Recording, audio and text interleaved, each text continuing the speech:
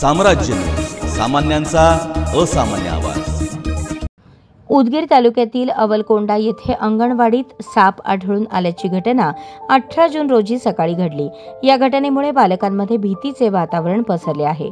अंगणवाडीत येणाऱ्या लहान मुलांचे काही बरे वाईट झाल्यास याला जबाबदार कोण असा सवाल गावातील महिलेने उपस्थित केला आहे।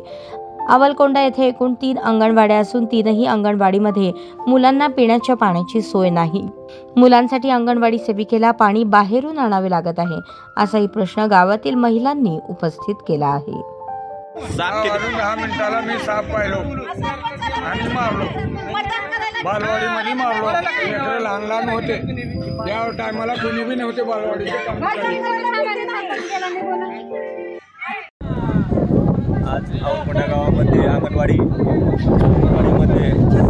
लहान लेकरांमध्ये शिकत असताना मॅडम असताना खूप मोठं जनावर निघालेलं आहे आणि खूप मोठा साप निघाल्यानंतर आरडाओरड झाल्यानंतर गावातील नागरिकांनी येऊन त्या सापासला मारले। पण ह्या अंगणवाडीमध्ये अख्खा उन्हाळा गेला, एक थेंब पाणी नाही। 5 वर्ष निघून गेले पण लहान लेकरांना पियाला सुद्धा पाणी नाही। याचे जमीनदार ग्रामसेवक आहे का कोण आहे? असे मोठे मोठे खड्डे आहेत तिथे। लहान लेकरं जर पावसामध्ये जर इथे पडले गेले तर जागेच मरून जातील, पण याचा विचार कोण करणार आहे? इथे वादच वाद निर्माण होत आहे।